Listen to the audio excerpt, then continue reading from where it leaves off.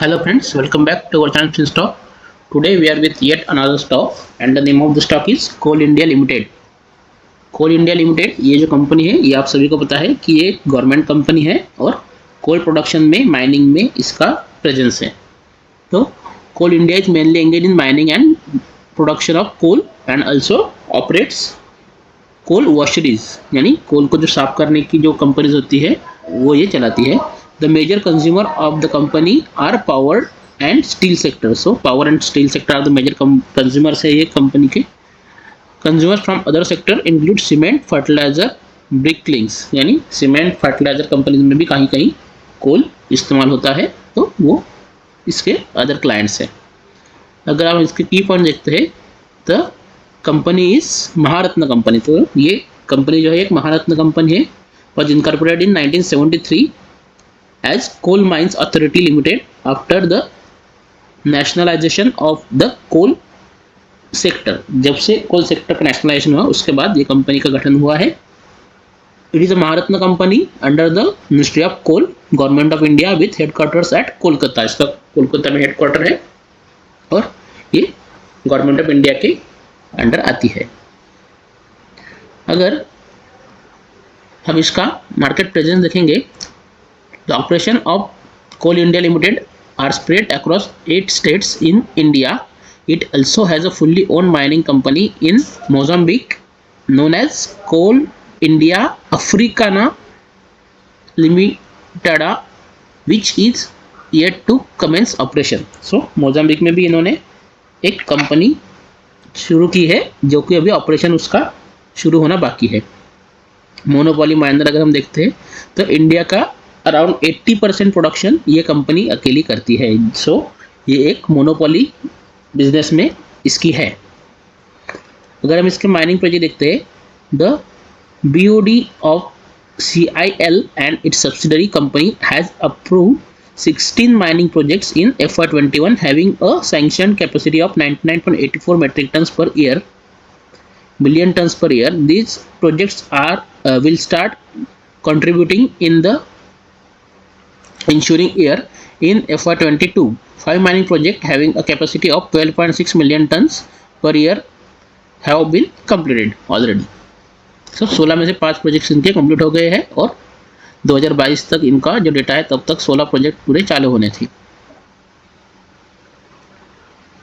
अगर हम इसके प्रोडक्ट ऑफरिंग देखते हैं तो coking coal, semi coking coal, non coking coal, washed and beneficiated coal, middlings, rejects, CIL coke, tar, heavy oil, light oil, soft pitch and other value added products ये company बनाती है।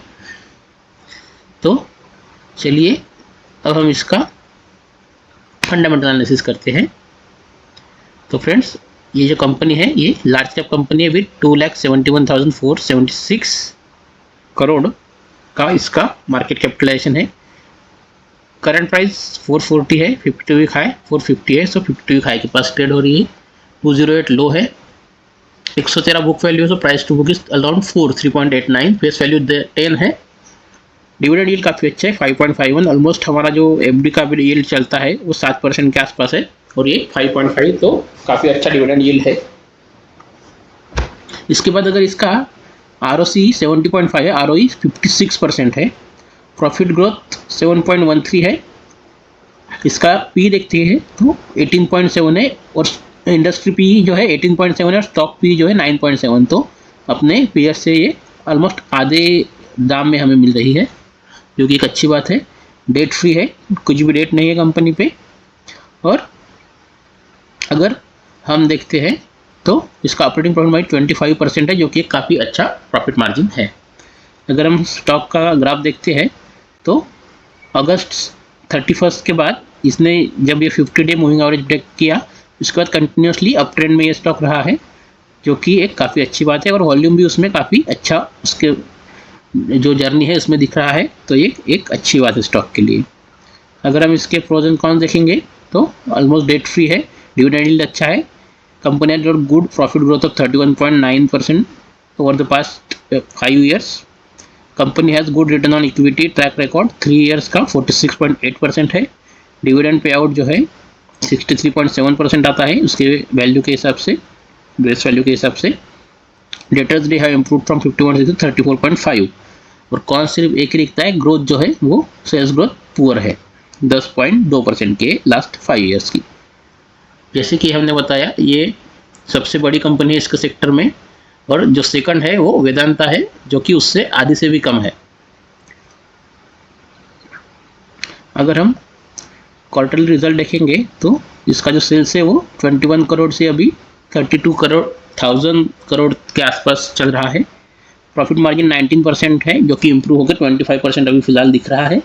So profit जो है वो भी 2,900 करोड़ का जो होता था वो अभी ऑलमोस्ट 6,800 करोड़ के आसपास है। क्वार्टर ऑन क्वार्टर के बेसिस पे हम देख रहे हैं। अगर ईयरली देखते हैं 2012 को 72,000 करोड़ का इसका सेल्स था जो कि अभी 1,42,000 यानी ऑलमोस्ट डबल सेल हुआ है। इसमें जो अपने मार्जिन है वो काफ़ी अच्छे और मेंटेन रखे हैं, जो कि एक काफ़ी अच्छी बात होती है किसी भी कंपनी के लिए अपने मार्जिन मेंटेन रखना।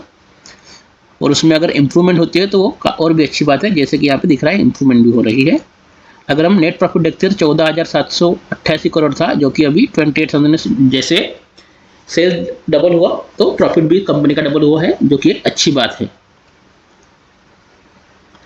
अगर हम देखते हैं तो प्रमोटर में गवर्नमेंट ऑफ इंडिया इसके प्रोमोटर्स रहेंगे मेन, उनके पास 66.13% थे जो कि अभी 63.13% शेयर इन्होंने रखे हैं। FII ने 6% से अभी 8%, 8.5 यानी उन्होंने इंक्रीज़ किया है। DII ने भी इंक्रीज़ किया है। और पब्लिक की शेयर होल्डिंग उसमें थोड़ी कम हुई है, मतलब FII DII ने इसमें नए स्टॉक खरीदे हैं तो उनको इस कंपनी पे कॉन्फिडेंस है। सो अभी हम देखते हैं चार्ट। तो इस चार्ट को हमारा सिलेक्ट करने का जो पर्पज़ है वो आपको अभी दिख ही गया होगा। This is a monthly chart. So हर एक कैंडल जो है ये मंथली मोमेंट हमें दिखा रही है इस स्टॉक का। तो फ्रेंड्स अगर आप देखेंगे तो ये यहाँ पे जो IPO इसका लिस्ट हुआ था वो 2011 के आसपास आया था जो कि 332 के आसपास लिस्ट हुआ था। उसके बाद स्टॉक ने ये जो हाई है 440 के आसपास का वो जुलाई 2015 में अटेंड किया था। और उसके बाद जो स्टॉक की पिटाई हुई है तो वो सीधा 118 या उससे भी पीछे नीचे आ गया था, ऑलमोस्ट 110 तक नीचे आया था।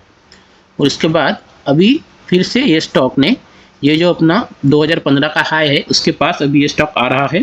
पिछले ऑलमोस्ट 6 मंथ से ये कंटिन्यू जो स्टॉक है ग्रीन मोमेंट ही दिखाया है, मीन्स इसका जो ओपन है वो क्लोज से नीचे है। सो ये कंटिन्यूसली ऊपर ही क्लोज दिया है जो कि एक अच्छी बात है।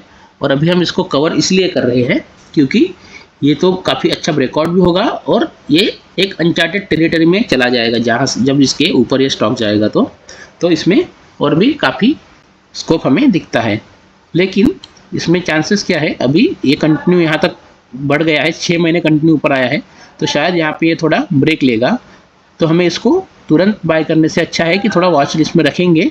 और अगर यहाँ पे ये कुछ ब्रेक लेता है या अगर ब्रेकआउट भी देता है तो हम इसको एक लिमिटेड क्वांटिटी में पहले परचेस करेंगे और फिर जब ये रिटेस्ट करने आएगा या अगर यहाँ पे ब्रेक लेके अगर ऊपर जा रहा है तो हम इसमें और इन्वेस्टमेंट कर सकते हैं।